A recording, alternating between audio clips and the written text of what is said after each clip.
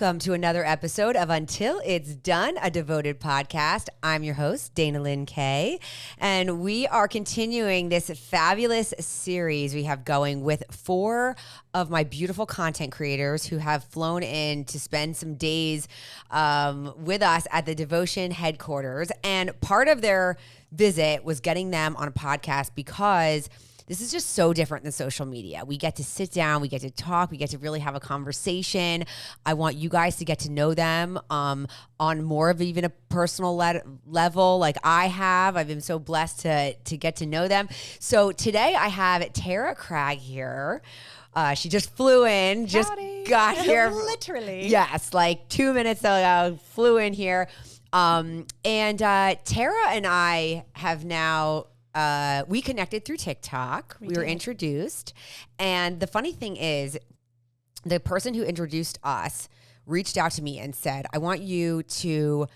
I'd love for you to send some samples to my friend Tara. She has had her weight loss surgery years ago, and she just is not into protein powders. She's tried all the protein powders. She doesn't like them. She's so not into them, but like I want to try to show her that the Devotion's different.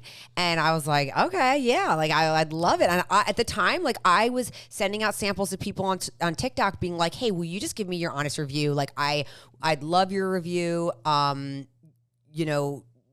Don't hold back. You just say, So Tara was one of those people. So welcome to the show. Why, thank you for having me. It's a delight. Howdy, y'all.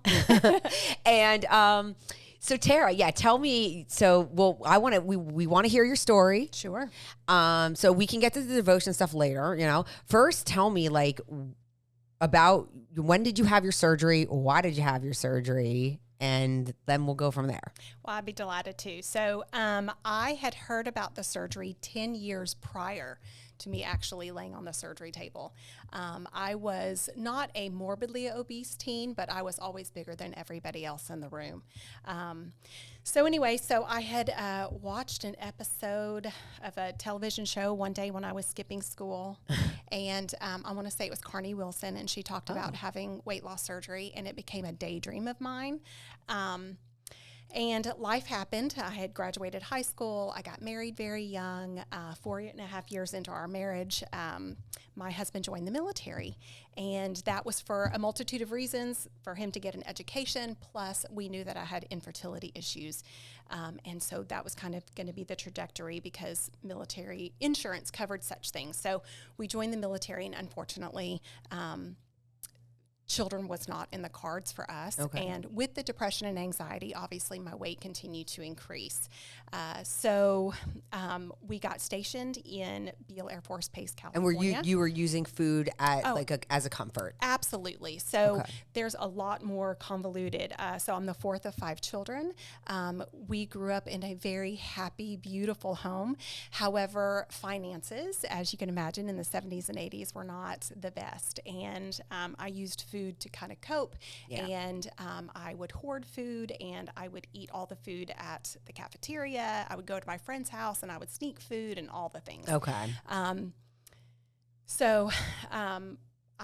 My mother was not a cook, so I wasn't experienced in beautiful, delicious food. Wholesome dinners and meals. It was loaves of bread and, butter with cinnamon sugar on the top. I mean, I'm no vegetable salads, things like that. I can't.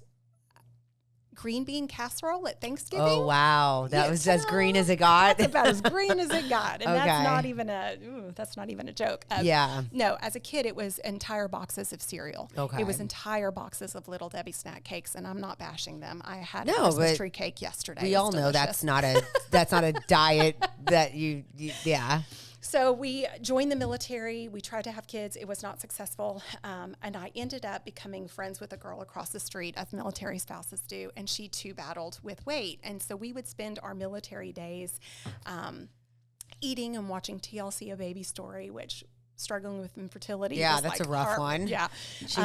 And then eventually she got stationed in Oklahoma, and I got stationed in Kansas, or my ex-husband did. And so we remained friends, and she was able to have weight loss surgery 2 hours south of me. And I was there to support her, and she had surgery in 2007.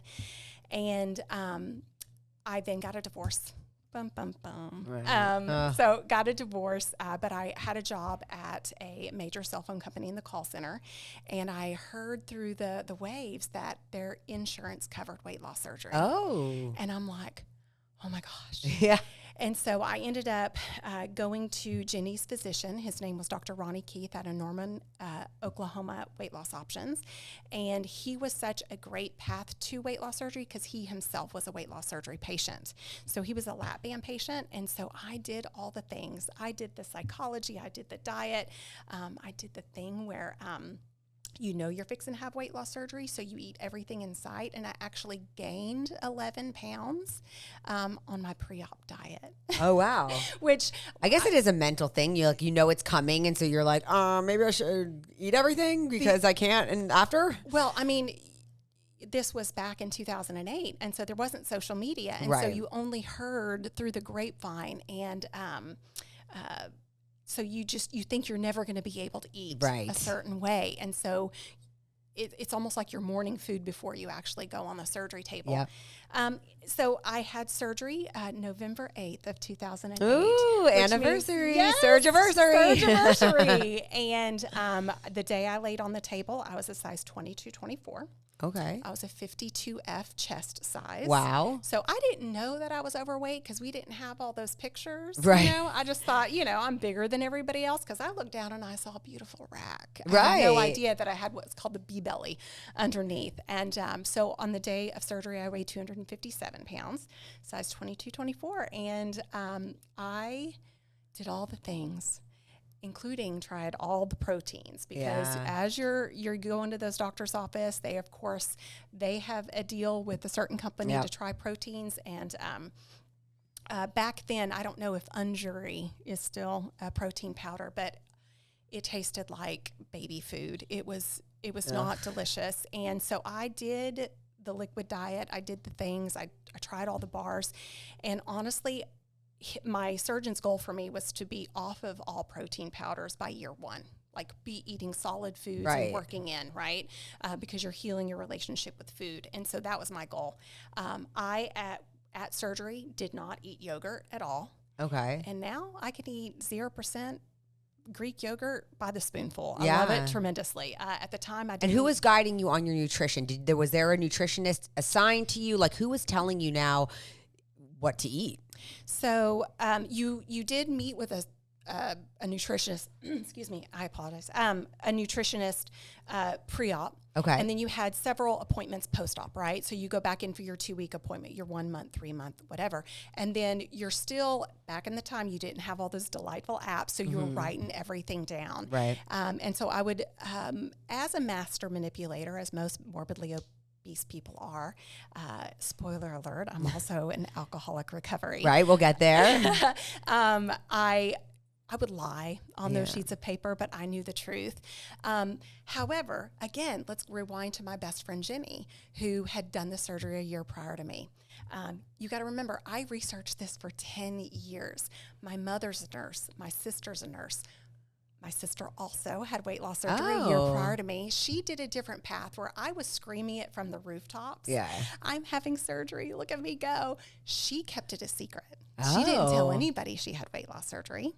And it wasn't until I announced my surgery that she finally, year after, admitted hey, I did that too. She did. Yeah. We both, right now, today, have scale success. So when you look at us, it's hard to remember Meredith at 300 pounds, and it's hard to remember Tara at 257 pounds. However, my family will come across pictures, and, because it's been umpteen million years, and it's like, gosh, my uncle actually sent me a picture, and he goes, I did not recognize this person. Yeah. And I'm like, well, praise Jesus. I barely recognize her, but I so loved her and forgave her, and she did the best she could. Yeah. Old Tara. No, look, that's the thing. I mean, I talk about, with raising children now, and I mean, it's not like you're born knowing what to do, how to eat. Some people are blessed with parents who are putting meals on the table. Like my mom, she was always like making sure we had a protein and a vegetable, and her mom did the same and made salads. But if that's the only way you're going to do, if you're exposed to it, and Correct. if you're not, or you don't have a mother who is into that, or, teaches you nutrition, or you aren't being taught by a nutritionist or at school or whatever. I mean, you're eating what food is accessible, and you're eating what tastes good. And as a kid, you're eating what you want. I mean, my kids still do it. I know how to eat, and my kids are like, Mom, we just want it. We just want pizza. Yeah. Yeah. Totally. And I'm like, guys, is that really? And it's like, yeah, that's really what we want. And it's like, well, you're a kid. I guess that makes sense. Yeah. And when you pair poverty and abandonment issues and all the things that therapy has taught me and has put a beautiful title on, which I'm happy to talk about. Sure. But my mom had 5 kids, and she did the best she can. And sometimes it's going to a restaurant from back in the day called Golden Corral. Oh, yeah. Where on the weekend we would start at breakfast, but we would get there right before the switch over to lunch. So we would sit there and eat breakfast and then switch over to lunch, because you only have to pay for one time. Yeah. And I, having OCD, obsessive compulsive disorder, I eat things in patterns. And so I would eat 12 rolls. Oh my gosh. Wow. And then I would have a loaded baked potato with cheddar cheese sauce and, all the carbs, all the delicious white foods, sure. Yeah. Because they fed the soul. And, but Mom did what she could, and she worked. My mom raising 5 kids by herself, you did what you could when you could. And so we did a lot of fast food eating, and one of my first jobs was Chick-fil-A. And so if you work on the clock, you're eating Chick-fil-A, French fries, whatnot. And you're eating in excess. And and that leads you, right? You don't wake up as a child, and you don't wake up as a teen going, I'm going to be fat today. No, no, you certainly do not. And that's not what anybody aspires. No. It just, it happens, and it's a path that people go down, and So, and then so after your surgery, were you like a fast loser? Did you, I was just, talking to Caitlin about it, how she's like, I lost weight really fast after the surgery, and then kind of your brain catching up to like who you are and like this new identity and like feeling like different in your own skin. Like how was that for you? So, on the grand scale of morbid obesity, at 257 is not what people really consider weight loss surgery, although that is a 44 BMI since I'm 5'4". So my surgeon's goal for me was 165 to 175. Excellent. That sounds great. That sounded achievable, sure. In 2008. So when I got on the surgery table, excellent 257. And by month 8, I was down 80 pounds. So it took me 18 months to get down to the 139. So my brain told me, I want to be 135. I don't know where I grabbed that number from. Okay, yeah. But I did. So at the 8-month mark, when I was already at the 165 to 175, my surgeon said, excellent, we consider you a success. Now let's carry this on to year 2. Okay. Because again, the goal was for me to have children. And so I was like, if I'll get an IUD now, I'll have it taken out at 2 years, I'll have lost weight, polycystic ovarian syndrome, I'll get pregnant right away. In the meantime, I got a divorce and I got remarried. Oh, you've been a busy lady. I have a story. Really? And so it took 18 months to get down to the 139, and then I knew that there would be rebound weight gain. Now, the reason I had rebound weight gain is because life happened. So I had surgery November 8th, and on April 29th of 2009, my father, who we had a strained relationship, passed away in a drunk driving accident. Oh my gosh. And may he rest in peace. And I was newly married, and I was in this hot, sexy body, and I had this fantastic job. And all of a sudden I was going out and doing things, which rolls into, who is this person in this body? And I went bowling with coworkers, and a gentleman bought this young lady a Jaeger bomb. Now, up until this point, I had only had 5 adult beverages in my life. Oh, wow. 5 times I had drank, I should say. And so in a sense of mourning, as well as celebrating my new life and body and energy and whatnot, I was like, party foul. I'm going to drink that. Because she was like, I'm not drinking it. It tastes like black licorice. Yeah. And so I drank it. And when I was 18, I drank 16 wine coolers in Galveston. Don't do that. Okay. I highly encourage you, do not do that. But I went to blackout drunk when I was 18. And that one shot of Jaeger, because of the malabsorption and the way that your body is rerouted, my surgery was the RNY gastric bypass. My body metabolizes alcohol differently. And I was so drunk, but then I was sober within 15 minutes. Wow. And that's a wild thing to That's experience. very wild. And so to go from drinking alcohol very rarely to within a month going to liquor stores, within 6 months going home at lunch and drinking, taking shots, coworkers telling me they could smell Jaeger on my breath was a humbling experience. But my brain told me everybody drinks. Yeah. And it cycled, and unfortunately, I had to hit rock bottom.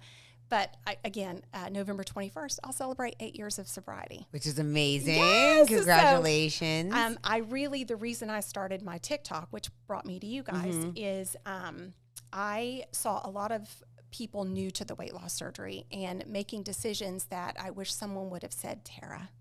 So my weight loss surgeon and all of the pre-op that I had did tell me about transfer addiction. Okay. It was not something that was not discussed or not hidden or whatnot. But at the time, because I wasn't a drinker, that was not an important thing that I needed to file away. Right. Right. Yep. And you're like, that's not me. Why like would I don't drink? need That's disgusting. Yeah, It tastes like awful. I don't need that. And so when it happened to me, it happened, they say sometimes quickly, sometimes slowly. Yeah. And it happened to me very quickly, and I made all the excuses. But I was a functioning alcoholic. You know, I had the husband, I adopted 2 children, I worked every single day, I excelled at my positions, and until it didn't work one day. Wow. Yeah. And so when I started my TikTok, it was, I'm just going to talk about being a long-term bariatric patient, because statistically, 80% of weight loss patients at year 5 have gained 80% of their excess body weight back, because they re-implement, they no longer track, they no longer move their body, they start snacking again, right? Eating around your restriction, which I can obviously go into tremendously. And so I was like, I'm seeing all these new bariatric patients, I can talk about it. And then I'm seeing bariatric patients that are making choices that I'm like, can I tell you a secret? Yeah. I'm not telling you not to drink, but let me just tell you what happened to me. Let me tell you about my DUI. Let me tell you about going to a 4-day medically induced coma because you are so I'm not saying, I just want you to heed my warning, right? You're sharing your experiences to exactly. help others, to say, like, look, you don't have to learn the hard way. I'm here to tell you this is what happened to me. So learn from me. Exactly. And so that's how I started my TikTok. And then on that, when you roll it in, because I lived with my mother who is terminally ill with COPD, the stressors of that, right? Yep. So for me, TikTok was just kind of an outlet. And that person who did bring me to you he introduced me to Fairlife as well, which I'm grateful for. I love a quick drink, 26 grams of protein. And he was like, try this. And I've told you this. I was like, I'm not going to like it. I'm going to judge it. I cannot get it down.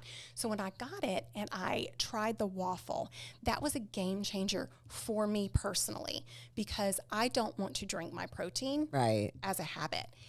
And I love to eat. Yeah. I love to cook. I love the process. And if you watch my content, I stand up in my kitchen. I eat within 3 minutes. I'm a fast eater. Yes. So those waffles are perfection. Yeah. And I've learned to take those protein waffles and add protein pudding and I make them my own. And for me, that is a game changer, right? Because I do eat bread at this point in my life. I just don't keep it at the house. Sure. Right.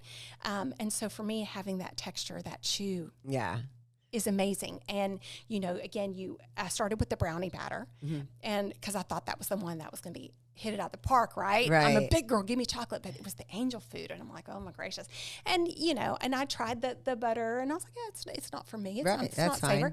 And then it was like, and then you release the sinful cinnamon. I'm like, oh baby Jesus. Yeah. This is so good. And then of course I've been with you now with the release of gingerbread. Yep. And so I don't consider myself an influencer. No, I say content creators. You guys are creating content for people to learn, to educate, to entertain, to share experiences. I mean, yes, you could. It's great to the word influencer. Well, I'm like, you're influencing people to hopefully do the right thing. You're influencing them to buy the right product. But you're creating content that's helping people. Yeah, I mean, honestly, that's when I that's my goal on a daily basis. Every time I hit record, I don't edit my videos. Me raw, real in my living room, kitchen, sometimes dancing on my table in my living room, Yep. I am joyfully me today. Yeah. And my testimony, everything that I went through, there was a lot of whys. Like in my deepest, darkest moments when I would, as a Christian, I'd be like, why me, God? Why couldn't I have children? Right. And, why did I have to battle with, weight? Why did I have to battle with transfer addiction?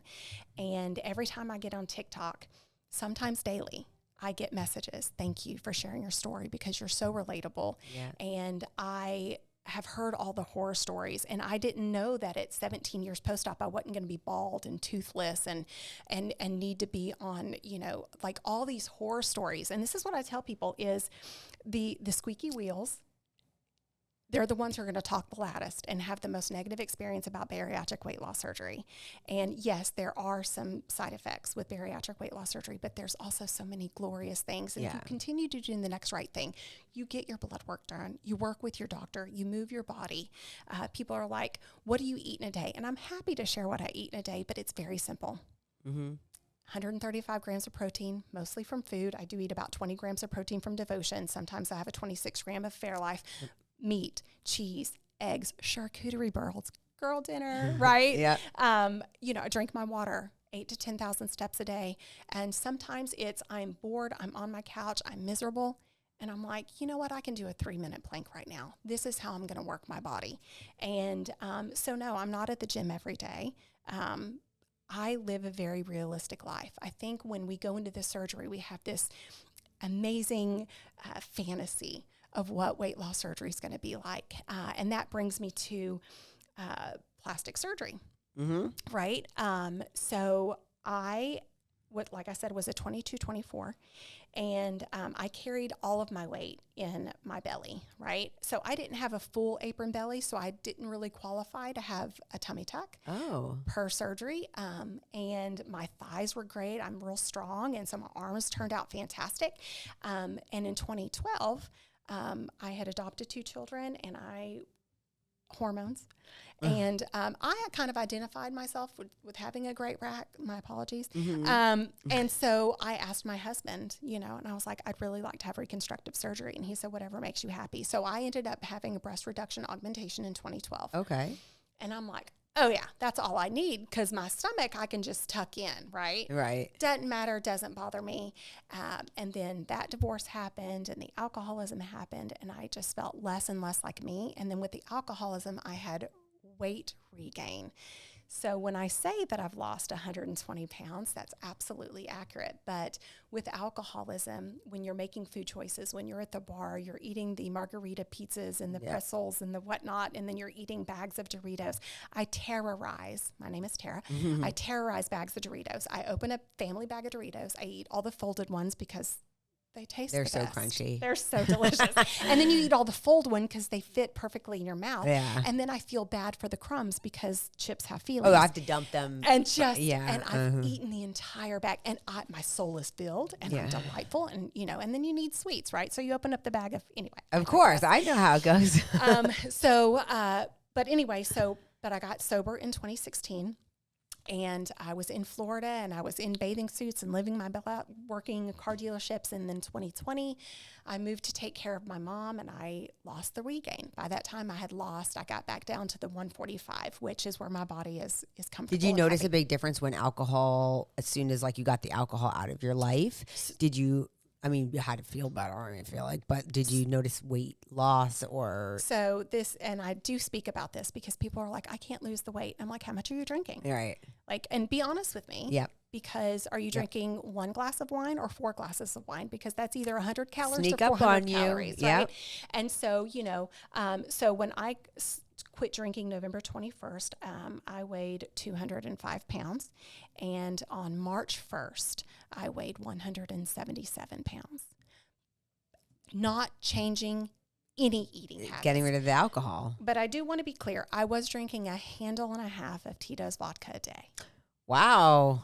I was a professional. You were. Yeah. So now in the last 2 weeks, I was drinking every 15 minutes, right? So I knew that I had to get sober, but I knew that if I were to stop drinking, I would detox. But that's a whole other podcast. But so stopping drinking. Yeah. But by this time, when I chose to stop drinking and I went to rehab, I moved into a sober living house in Melbourne, Florida, called the Glass House. I will be forever grateful. And I spent 364 days with 13 other women in and out of recovery. And my sister, who had gotten sober prior, because she, again, is a weight loss patient, she too battles with alcoholism. Today, I would like to say that she is gratefully sober. And she's in her own sober house in New Jersey right now. So shout out to my sister, Meredith. Yeah. I'm so proud of her. And so I got sober and I watched women struggle. I saw women who couldn't stay sober for 2 hours. And so when my sister... when I decided to get sober, she had done the research and she was like, Tara, if you stay in a sober house for 12 months, the probability of you staying sober up to 5 years increases exponentially. And one thing about me is I am an overachiever. If there's something I'm going to do, I'm going to do it to its fullest and its best. Yeah. And so I'm like, I'm going to make it 365 days. I made it 364. And that's okay. Yeah, right? that's okay. Because here I am. That's like amazing. I said, 8 years I've been sober. And for the first year after sobriety, I was involved in AA because that was a requirement to stay in the home.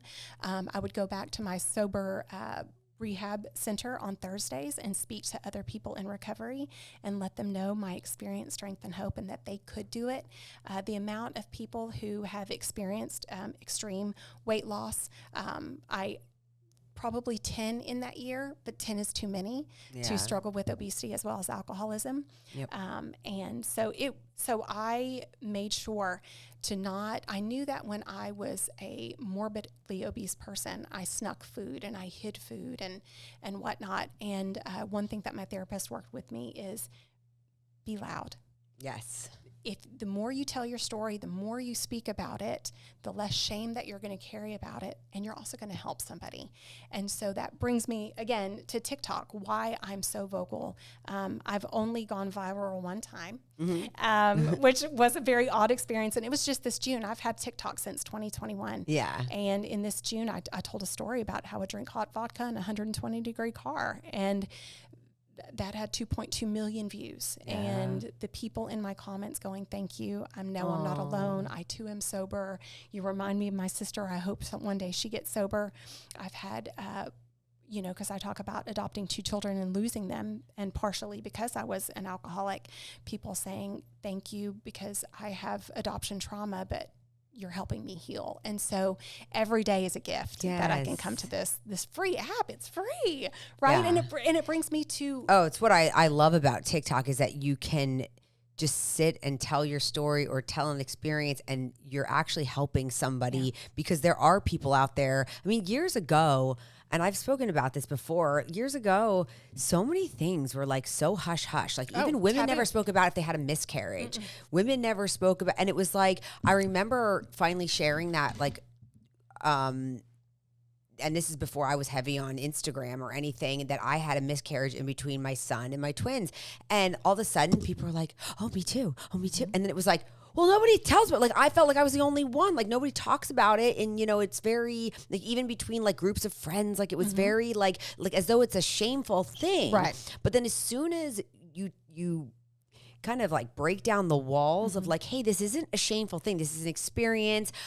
Even, like you said, like, I was always ashamed of that I was an emotional eater and a binge eater. It made me sound weak. It made me sound like I was telling people about a side of me that, like, ew, like, she lacks control, she lacks whatever. And so I never spoke about it. And actually the first time I ever told my story was on my podcast. I think it was over a year ago. And the amount of people who were like, oh my God, thank you. Like, that's me. And I've shared this with my niece, and I've shared this with this person or that person. Even the guy, the producer at the time, was like, my girlfriend needs to hear this, And so it's like what you're doing, where it might seem to you like, oh God, like, who's listening? Who cares? But it's like, no, they are. They are, yeah. And I have a niece who struggles, my sister Meredith's daughter. And last year she came, and I was able to have some Aunt Tara and Addison time. And we went to go eat, and I sat there and I was like, we were talking about eating struggles. And I shared how I used to hide food and how I'd get up in the middle of the night and eat entire boxes of Chips Ahoy, and like her face was just lit up. Because even though her mother battled with obesity, her mother, like I said, she didn't tell anybody. She still holds a lot of shame, right? So I was someone who looks like her, who talks like her, who can identify with her. And so, I do coffee time with Tara every morning. And I would go into Starbucks. And so she was with me one day, and they were like, "Good morning, Miss Texas." And she goes, "They know you." And I'm like, I'm kind of a big deal. It's just my Starbucks. And then she was on my TikTok, and she was like, "I cannot wait to tell people that, that my Aunt Tara, and you know exactly what's going through." And I was like, "Of course I do, darling." I said, "And here's the thing, I'm not going to judge you. I know that we can do better, and let me give you tools to do that." So thankfully I get to see her this weekend, and I can show her and be an example to her, because even though I personally am not a mother, I have outreach too. Like all my people on TikTok, I'm like, "I have adopted you, and you don't know this yet, but you're my child." Yeah. No, you have a very motherly. I look at you, I mean, as a content creator and a person you're always showing up, and you truly do have like that mother vibe that like, because you are speaking to people like how my mother would speak to me, like telling me something like, "Look, I'm telling you this for your own good." Correct. And that's what you do. Yeah. And you tell people like, "Look, I'm not trying to ruin your fun." I'm not. I'm here to just tell you like, this is what's important and this is what's not. And stop, because I've seen you do that a bunch of times on topics that I'm like, good, I'm glad she's like calling this out, or calling out misinformation, or calling out stuff that you're like, stop listening to people. You're making this harder on yourself. Like, and so I like that about your platform. I've had some, not really issues, but like I did not go to a bariatric meetup just because of the choices that they were making, that even though I'm solidified in my sobriety, it just wasn't a place for me. Sure. And I got some flack for that. Obviously, social media is not a perfect place. And some people who have met me now in person were like, "We thought you were a hypocrite because you're out with your boyfriend and he was drinking beer."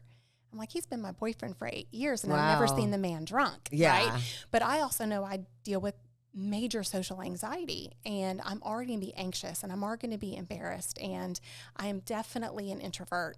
I know, sounds weird. So if I were to go to a place and I don't know about these bariatric people, and you're like, "Margaritas for $5 at Jose's," I'm going to be like, maybe I can have one. Yeah. But then also, I don't want to put anyone in the position that they can't have a good time.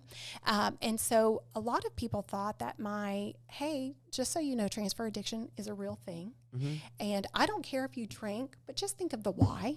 What's the why? Mm-hmm. And follow that through. Play the tape through is what we do in AA. And so a couple of bariatric content creators who've met me in person were like, "We thought that you were a witch and judgmental and whatnot." And I was able to have a face-to-face, because, you only get 3 minutes on TikTok, right? And you only get that hyper fixated thing. So they've never had a conversation with me, so I can tell them the whole story and let them know, look, I really don't care if you have a glass of wine. Again, are you drinking in excess? Are you hiding it from your family? Are you buying alcohol because you can no longer buy food?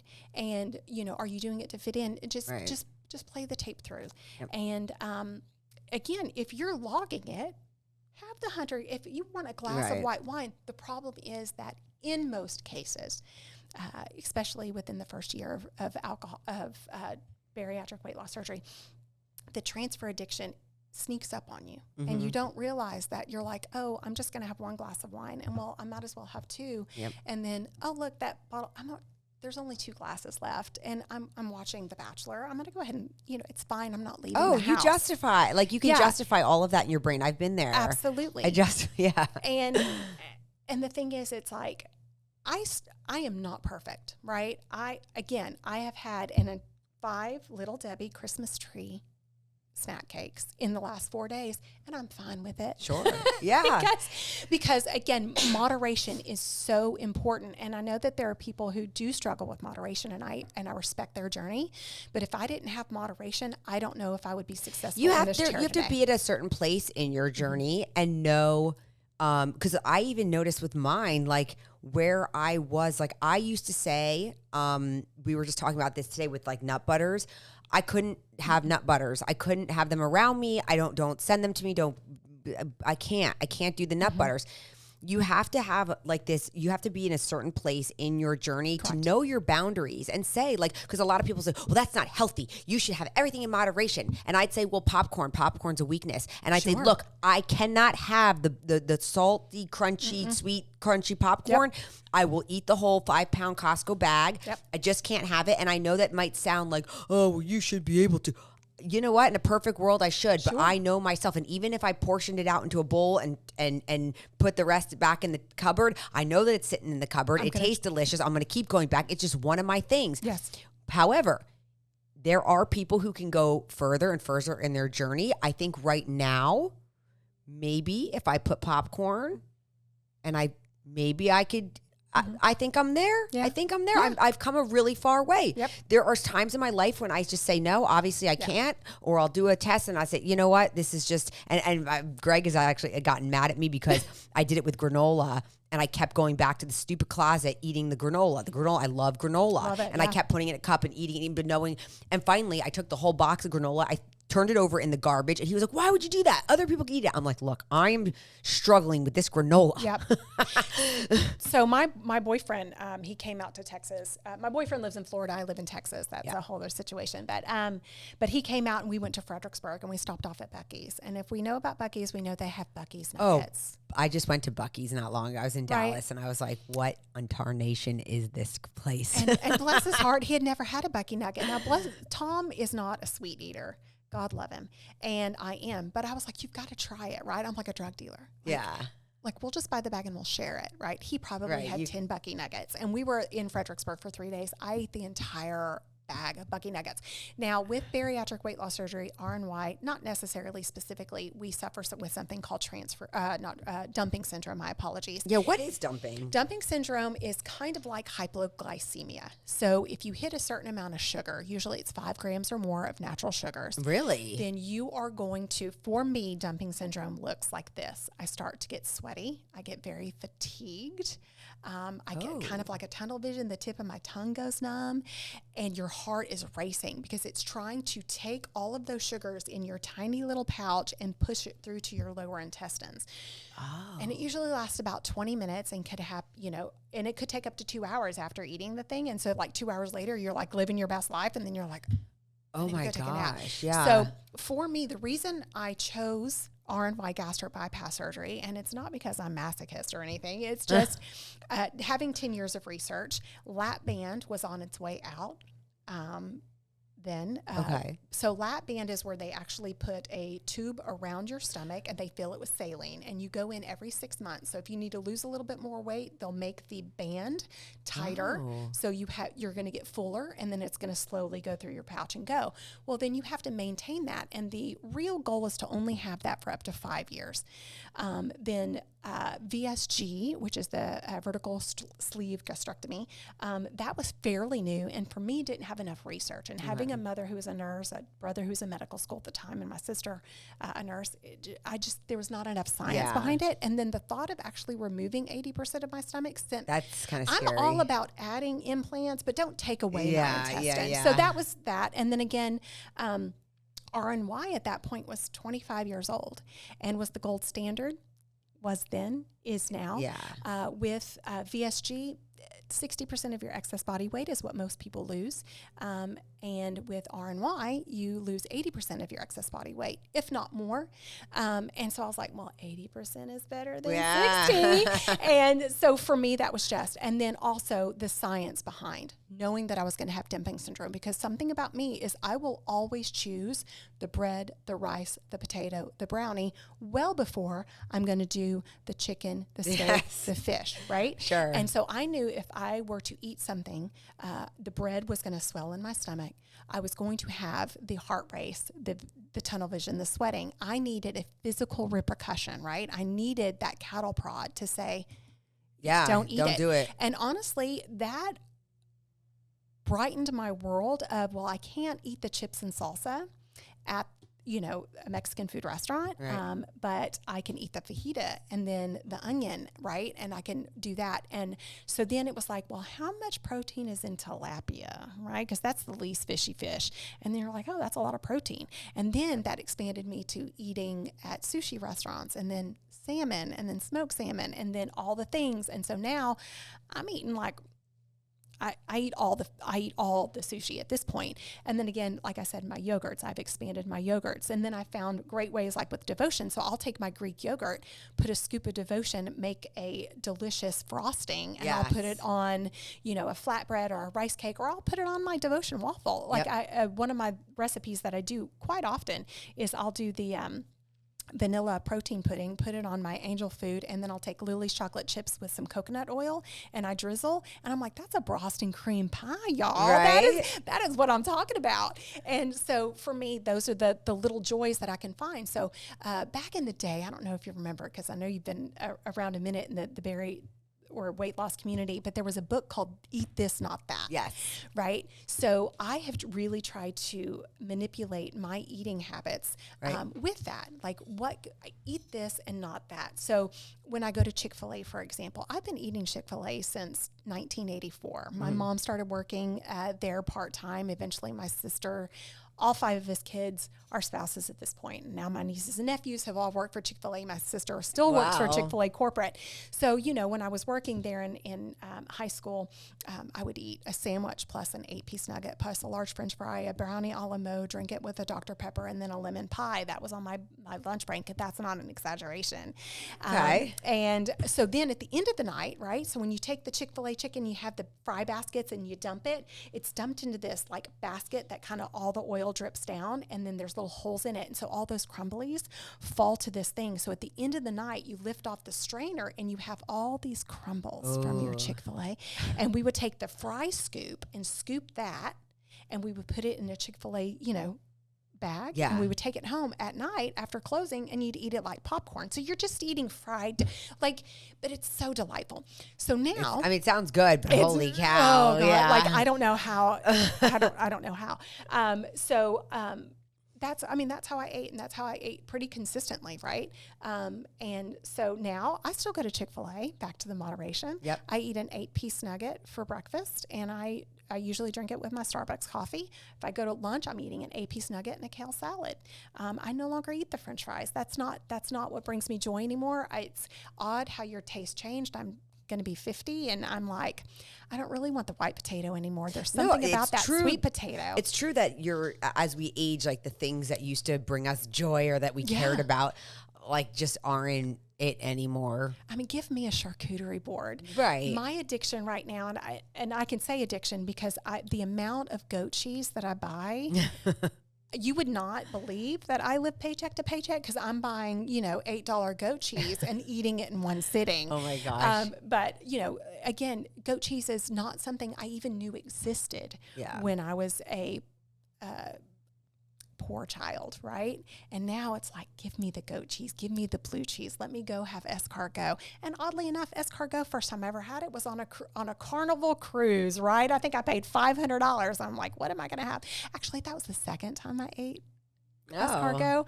So my dad used to do, he made his money in timeshares. And one Christmas, he flew my baby brother and myself out to Scottsdale, Arizona. And we had went to like ghost towns or whatever.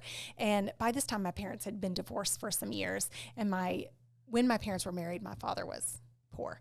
And then he became not so poor. And so he takes me and my scroungy little white trash brother, and he takes us to a 4-star dining establishment in Scottsdale. And like my dad had to tip the guy because we were not dressed correctly. Yeah. And so that's the very first time I had escargot, and I was so dramatic about it, right? Now it's like, oh, it's delicious buttery garlic with protein. Right. So, but it's funny how I look back and I go, if I would not have had that experience, I don't know if when I was in, my 30s going on that Carnival cruise, if I would have even tried it. Right. And now I'm like, everybody should try it. Right. Yeah. In my house, you can have a no thank you bite. Right. Mm-hmm. So have a bite. and you can politely say no, thank you. But you can't say you don't like it unless you've ever tried it. I know, and I have kids that are 12 and 15, and we're still doing that because I'm like, guys, just try it because they are like so convinced even before they even put it in the mouth, especially with devotion stuff. Yeah. Like, I mean, they've been eating devotion their whole life, but I'll like make new recipes, and then they're like, Mom, I don't know, and then they try it, and then they're like, oh, it's so good, I love it, and then they're like asking me to make it. Can you make me those again? Can you make it again? And I'm like, and you almost didn't want to try it. Well, honestly, I've kept that habit, that no thank you bite, which is why I tried devotion. I can politely say no thank you if I don't like it. Right. But I will be honest. And when you sent me that product, I'm like, I'm going to do a video and whatever. But my face does not lie. If anyone has watched my videos, theater was not my strongest class because I will tell you if I like it. And you like the Hydroflex too. I do like. So here's the other thing. So when I was drinking, the flavor drinks were not my thing. The pina coladas, the not my thing. Yeah. And when I got the Hydroflex, I'm like, these are good. And I put them in my cabinet and went on about my day because I am a room temperature water drinker. Oh, okay. I can chug it. And that's the other thing. You can chug water after bariatric weight loss surgery. It takes some time, but you can get there. And so I tried the Hydroflex, and it was when we went to Orlando, and you made that pina colada drink. Yes. And I was like, this is amazing. And then there was the additive of you can have a non-alcoholic fun beverage. Right. And for me, that is so important because in the line of business that I do in real life, I definitely go on a lot of business meetings and whatnot when you're meeting with people with multi-billion-dollar companies and you're having very expensive steak dinner. And, when the owner says, what can I get you to drink? I will say I'm very blessed. My brothers are my bosses, and I am very comfortable being a sober person in a not so sober space. And so I will say I'll have a mocktail. And so now my boss's boss will come in and she can have a mocktail and whatnot. So now so this summer I was at my brother's house and he has a Vitamix. Look, best $400 I ever spent on myself this year. But I was there, and I did tag you in the video, and I took my Fairlife protein, and I think it was the pina colada. I don't remember. I think it was the pina colada. And I just blended that because I was at my brother's pool, and it was just the most delightful. Yes. And it brought me joy, mouth joy, right? So for me, food is not only about how it makes my belly feel and how it makes me feel, but how does it make my mouth feel? Right. Like, what's the process? Is it enjoyable? And for me, Hydroflex is enjoyable, right? So, so I really thought, okay, the fruit punch is going to be the one, but honestly, it's the pina colada. Yeah. Same with me. Colada. I mean, I'll drink the fruit punch, and I do love it. But the pina colada, we were blending with pineapple and coconut water, like when we made it all summer long. And Greg is a runner, and drinking coconut water is great for him because it was so hot. I mean, I'm sure it's hot in Texas too. I mean, obviously. Yeah. And so he would come in from a run, and he would be like, "Will you blend me up one of those?" And he would drink almost the whole Vitamix filled with the pina colada and fresh pineapple and coconut water just to hydrate him.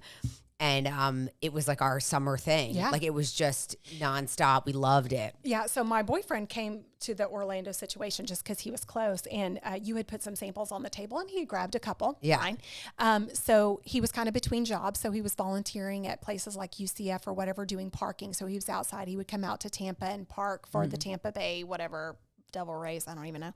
And so he was doing that. And so one day he was like, I brought one. So he has a problem. He drinks 6 to 8 Diet Mountain Dews a day, and that's not an exaggeration. Oh my God. I know. God, and has since college. Okay. Doesn't drink coffee, doesn't drink water, whatever, dude. Look, all I know is I better be on your life insurance. Right. I mean, those things, one of them gets you fired up. So, okay. Well, bless his pee picking, right? But he, and so anyway, so one day he was like, I had one of those devotion things with me, and it was delicious. And I'm like, look at you drinking something else. Water and hydration. I was going to send you a thing and go, can you figure out the formula of Diet Mountain Dew and get some Hydroflex for Tom?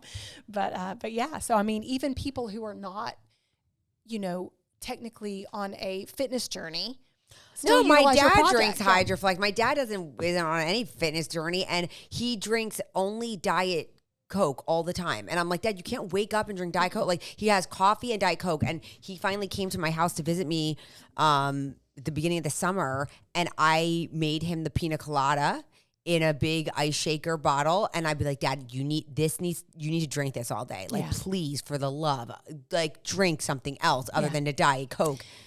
Well, like you say, with elderly parents, right? Yeah. And I'm not saying that your dad's elderly, but my mother is 70, going to be 77, at stage 4 COPD on hospice. She's going to outlive us all. Don't be sad. Yeah. But she's in a home, right? And so even when she lived with me and I would get devotion, I would bring her stuff. Yeah, and your let her mom's been a taste tester. And so when she did the ginger, I was like, hey, do you like gingerbread? And she's like, oh, yes. And so I made the gingerbread tres leches cake. Yes. That was the very first thing I did. And so I drove it to her, and she just loved it. Are you making that for our content creating? We're not doing that. Shoot, you might have to make me one while you're here. I might. Well, you might. So, yeah, you that know, sounds so freaking good right now. It was very good. Well, so that's the other thing is, like, I didn't really cook until, I mean, I cooked when I was a wife, right? But I did like smothered steak and white chicken chili. Yeah. And, everything as a Texan is fried. Yes. And so now I'm still trying to do all this, but it's just me. I live by myself. So it's stupid for me to make these humongous an elaborate meals, meal. An elaborate meal. So anytime I can cook for someone, I'm like, hey, yes. Yeah. Like, let me do it. So I know that Violet Witchell, who's on TikTok, she made the white bean chimichurri steak salad, and I've been eating that on repeat. Like, I love it so good. Oh my gosh, it's so amazing. But I can meal prep it, and I'm not one to like really eat leftovers, but that one I can eat. Okay. And so I have found foods. I hear often it's my hyperfixation, and I'm like, until you've been in group therapy with people who truly hyperfixate, to me that's something that's overused. But, but you can absolutely love something, and so I do get on. Like, I'm really on a sinful cinnamon kick right now. And so I guess the other night I was like, man, I want something and I didn't know what I want. And I got up and I poured, an 8-ounce glass, because I have glasses that have the 8-ounce measurements. Oh, on that's it. Nice. Yeah. And so I'll do that. And I did like a half a scoop of the Devotion brownie batter, and I used a little hand blender. Yeah. And I was like, I had chocolate milk before bed. You can't tell me I'm not a 13-year-old girl. Yeah. It just brings me joy.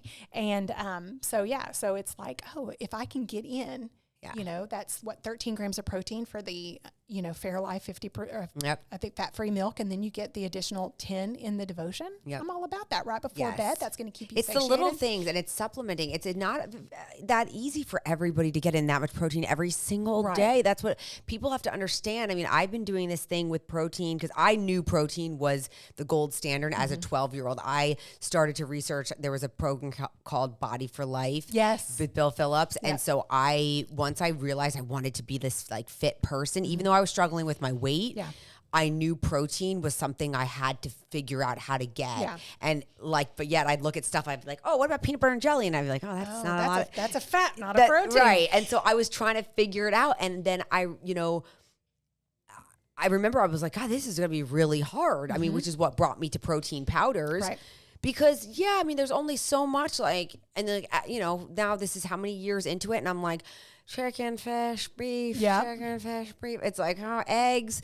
Okay. But it's like, I have a sweet tooth. Yep. And like making chicken sweet is like not easy. Right, no, it's dang near impossible. I mean, you can. It's not the best. Or beef. You're just truly getting it in at that point. Yeah, exactly. Yeah. So, I mean, you sit here and you're like, what? Especially with bariatric patients, our stomachs are so small, and you're like, well, you need to eat, 6 ounces of chicken. You're like, oh my God, that's so detrimental. And so again, when I had surgery nearly 17 years ago, it was like, you have a year to eat it's a supplement. Yep. Not your protein of choice, right? So that's kind of how I was raised. And so I kind of adopted that.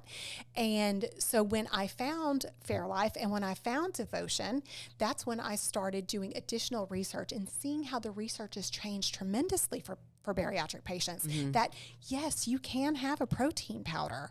Yes, you can add that. It's no longer taboo. And Devotion makes a pudding, which is one of the big reasons why I went after the bariatric community so hard, because I wanted them to know, like, hey, pre-op diet. You can get this, make a pudding with just a little bit of liquid and get 20 grams just from a scoop, just eating it off of a spoon, and you can fit that. Yeah. And not feel, oh God, and you know? And when you're, so for me, when I'm talking to people about their macros, I'm like, if you don't have the calories for the day, use water. Right. If you have the calories and you need the additional Add the protein, milk. use your fat-free milk. Yes. If you want a thicker pudding, add it to Greek yogurt, 0%. It's going to sweeten it up. I remember adding the unjury to my Foyer Greek yogurt. By the way, I don't even want to tell you how I used to pronounce that as. Yeah. Why would I even do that? Anyway, so I would have Foyer yogurt, and it would be forced down, and then you couldn't eat like awful. the Dannon because that's just sugar. It's not. And so now when I'm teaching people about, I say teach because I'm not, in no way health, nutrition, fitness, whatever. I can just tell you the tips and tricks that I've learned and where it can benefit you. And, also it used to be taboo. Do not eat full fat foods. Why not? If it fits in your macros, it's going to keep you satiated. It tastes better. You're not going to feel like it's a chore. Now, are you eating an entire block of cheddar cheese? Probably not. But can you eat a roll of goat cheese? I encourage you to do it. I eat feta cheese almost every night. I love feta. Probiotics. I love feta. Oh, I just love. I love the flavor of it. It's just so I love the good. crumble in your mouth, that tartness. Oh, yeah, it's so good. I love food, and that's the other thing. Is like I thought I was going to have this. I was going to have to mourn food, right? Like a bad relationship. Yep. If anything, having this weight loss surgery with my mouth, it's much more of a love now because I enjoy it more. You're savoring your food. Right. That's like me. And I mean, and I didn't have the surgery or anything, but when I was an emotional eater, I didn't even taste the food. It was like just going in, down, in, down, in. I was just racing because it was shameful and I wanted it in and I wanted it over with, but I just wanted to get it in. And it was like, now I like truly like love my food. I take the time. I'm not hiding. I'm just enjoying. And I'm truly, like you said, like savoring the experience, and your mouth is like enjoying the foods. Like I never tasted the things. Like I would be eating donuts or something. I'm just like, I would be done. And I'm like, I didn't even know what I ate. Like my brother would like cut a steak and he goes, "This isn't very good." And I'm like, you're like, really? I didn't even notice. Now, like I'll go to his house and he's like, "This is very good." I'm like, and so now we have this conversation, right? Because we just, food is more of an experience, and it's like it's delicious, and it can be appreciated where it's not just like attached to like this emotional thing and you're just like using it as like this. As right. So, what was taught to me years ago is food is fuel. Yeah. Not food is feelings, right? Now, are there times where you're like, I want to feel something? Like the Christmas tree cake? Yeah.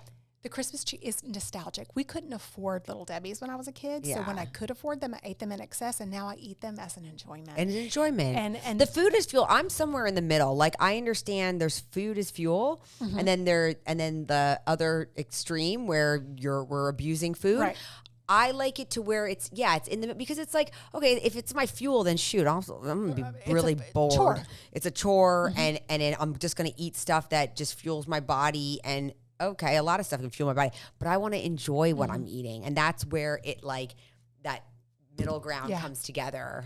So for me, food is joy. And I'm so blessed to have this relationship with food now that's healed, right? Yeah.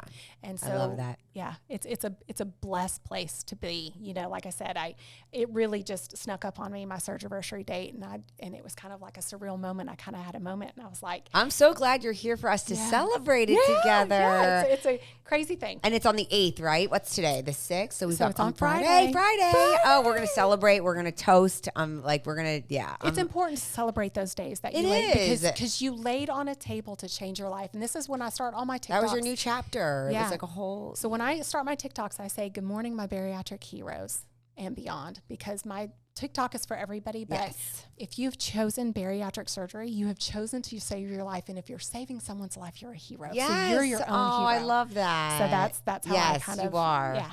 Yes. So, yeah. Oh, well, thank you for being here. Absolutely, This was Dana. Thank you for wonderful. I having love me. hearing your story. I knew that you would be a fabulous guest. And yeah, if you guys don't follow Tara, please do. And, reach out to her. She's super friendly. She's not the woman that you thought she was. I swear I'm not that mean. Yes. And I answer all DMs. Okay. And I answer all messages. And I can tell you what I've done. I will not tell you exactly what to do. And I will be a non-judgmental ear, especially if it's regarding alcoholism. Because And I've honest. been She's there. very honest. Yeah. Yeah. I will. Yeah. All right. Well, thank you. And thank you all for tuning in to another episode of Until It's Done, a Devoted podcast. Be blessed.